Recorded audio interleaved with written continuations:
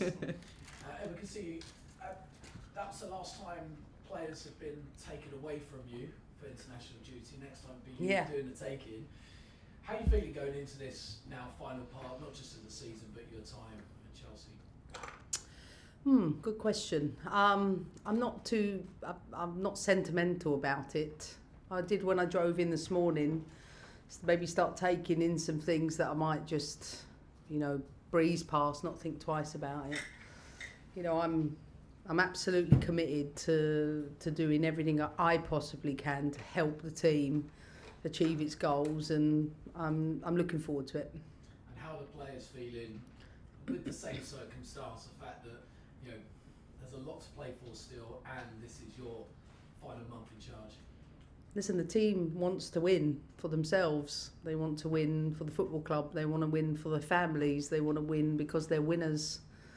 They're sick to death of what they need to do for me, and that's fair. It's not about me, it's about them and us as a collective, making sure we maximise the situations we're in. There's 3 pieces of silverware up for grabs. I'm very grateful to be in the position to be competing for them, and as I said before, we're looking forward to it.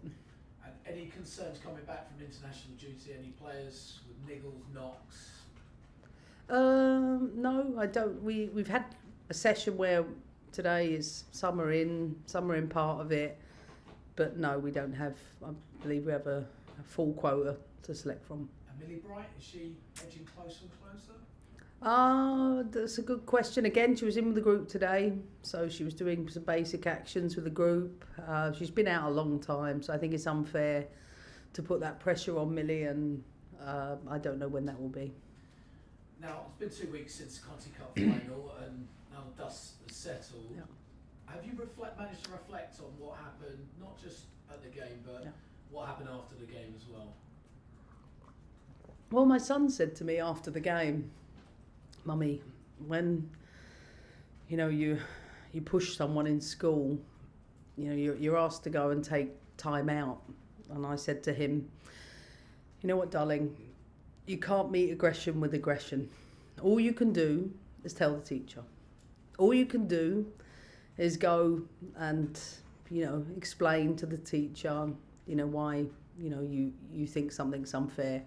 I said, even if the players go to the teacher, even if the parents go to the teacher, that's all you can do. You cannot meet aggression with aggression.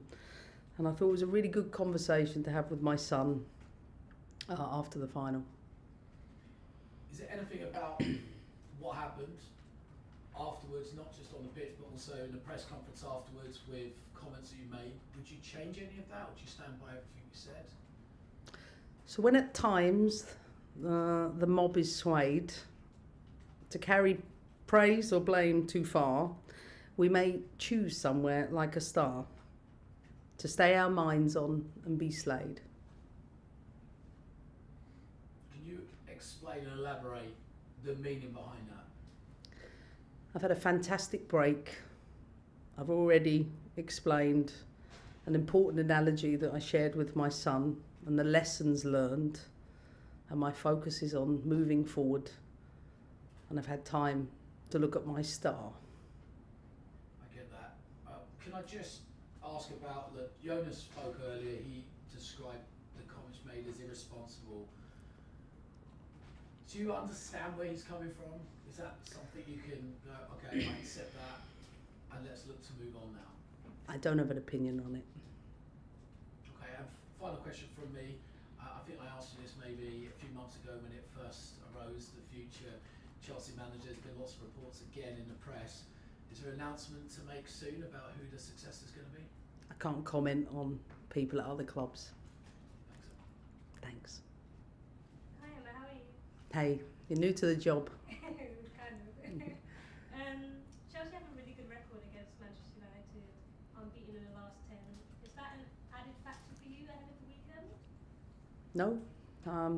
It's an opportunity, and one where we've always been really tough games, and we're going away from home after international break. They're always tough games, but as I said before, we're really happy to be in the position to compete. That's what we're looking forward to.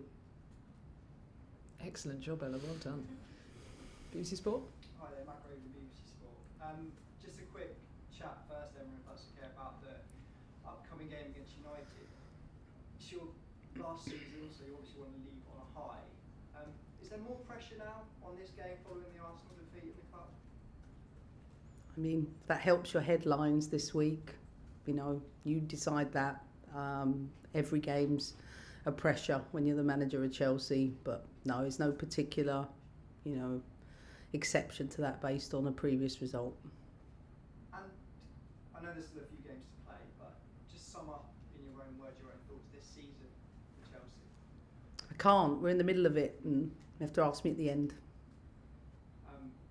go back to the altercation at the end of the game with Arsenal, I know you made a few comments, so thank you for that. I'll try not to repeat any questions already asked, but how have you personally processed it? You mentioned the chat with your son, but in the weeks that followed, did you have a little look at yourself? Have you gone through any particular emotions you can share with us? No, I've said everything I need to and done the reflections that are important. As I said, can't meet aggression with aggression. The owner said that he didn't want the media to put too big a spin on it, to keep it in perspective. Had he pushed you in the same manner, would you have felt the same? I've said everything I need to say on it. I think we need to focus on the game at the weekend. That's the important talking points, and we need to move past that.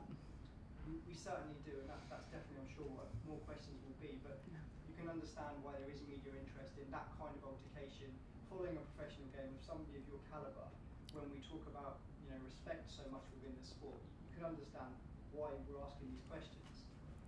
Yeah, of course, you know, that's what you're paid to do. I totally understand that. As I've said already, of course it's not right to meet aggression with aggression. Just, you know, I can only control my own behaviours, and I've reflected on that, and next time I just need to listen to my son's advice, and I need to go to the teacher if I've got anything to say. Final question on this, and then we will move on. Jonas said he would be willing to have a conversation with you once the dust settled. It's been a couple of weeks now. Has that happened, or do you anticipate that happening? We don't play Arsenal. We don't have each other's telephone numbers. We'd have no reason to do that. But I'm sure when I become the boss of the USA, we will have conversations. But until the end of the season, my focus is on Chelsea. Can we just have a quick word, please, on Rachel Daly, because she obviously shot retirement from the international scene this week. Just a few words on her, how good she was for England, what she was like as a player, so versatile, etc. Yeah, brilliant player, really brilliant leader in so many ways. I admire the way Rach plays and everything she's given to club and country. I was a little surprised at the news, but of course everything's always personal to people, and so people don't realise how difficult it is sometimes when you play in a number of positions and you're considered quite versatile and you've had to adapt in certain ways. Rach Daly has proved at the very highest level, in World Cups, in European Championships, you know, she could not only play as a striker but as a fullback and a wide player, and trust me, you can't underestimate the qualities you must have to possess that. And I think Rach is a superhuman, someone I probably would have liked to have coached, to be honest. My type of person, and I wish her all the best. And finally, can you talk a little bit ahead of the game about kind of tactics? I know you said everyone was fit, and without giving too much away, of course. We only had, 45-minute session, so you can't deliver an awful lot. We'll get a little more tactical 11v11 work tomorrow. Really, you can't achieve a lot. We'll get the set pieces done, get the strategy right in the classroom, and as I said 1,000 times, we're used to a one-day build or a 1.5 day build, and we'll just prepare as we always do. Thank you for your time. Good luck. Thanks. Bradley. Hi Emma, hope you're well. I know you mentioned earlier that you're still fighting for the Champions League and the WSL as well, but as it is your final season at Chelsea, if you were to get through to the final this weekend, how much would it mean to you to have that one final moment at Wembley as Chelsea boss? I don't think about it because, as you know, in top level football, you can't run away with those things. I think I want to do everything I can for the team in whatever capacity, and I know as a team we've done so well over multiple years. I've said this many times. I don't think in the last 5 years any team's played the volume of games we have, let alone the number of finals we've reached, and that takes its toll in so many ways. So I just have so much admiration for the players to keep doing it again and again. And I would really hate to be at this stage of the season not competing for anything. So I'm happy to be in a place where we've got FA Cups, Champions League, leagues to still be in. I think that certainly keeps the group nice and motivated. You've been vocal about prize money in the FA Cup in previous years, and it has increased this year. Is it enough, or was there more work to be done, do you think? I don't know what the numbers are, and I think I've always been an advocate of, trying to, push that up, and I'm sure my opinion won't change on that. I wanted to ask you about Hannah Hampton as well, because she started for England in the week. She's been so impressive for you since coming into the side. What have you made of her performances? And now there's a really intriguing battle between her and Mary Earps for that #1 shirt with England too. Yeah, I mean, Hannah's, come into the club, really, she's fought really hard to get into the position she's in.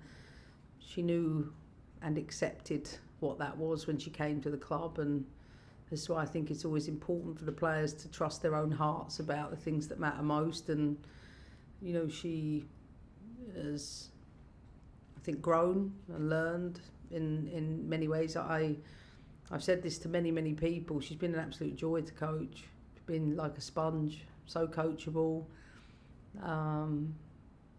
really infectious, really gives a lot of energy to the group.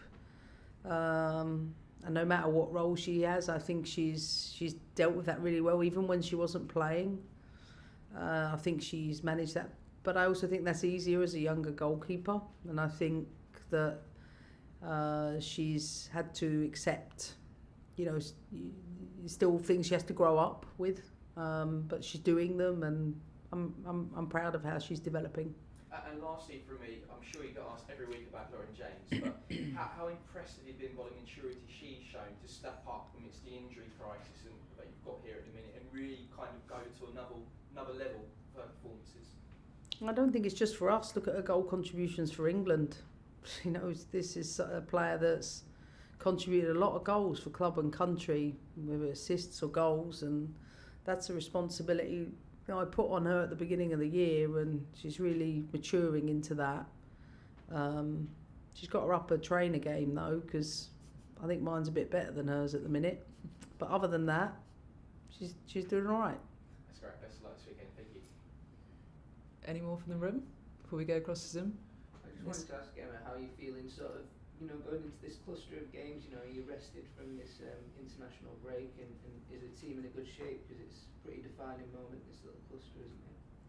Yeah, I think I've learned over years to really take the time in the international breaks to rejuvenate and get fresh, because when you're having to do 8-10 game blocks, it does take its toll on you, and I've said this many times, we're not in the position where we've got 4 games between now and May 21st. So when it's the players I feel for, especially international players, they literally go and they have to go again. So I'm fortunate, as many of the staff, that we can get a little bit of a respite in this period. And I always say, if I don't do that, then I'm not going to be at my best for the team. So yeah, no, I feel fresh, focused, and just ready for the last part. I'm just conscious, one of the reasons you're leaving Chelsea is to have a lighter schedule, so this is the tail end of your Chelsea time, right, where you're kind of hanging in there as a person, right? Is that how it feels, sort of a bit? Or are you sort of refreshed just now, sat here after that break?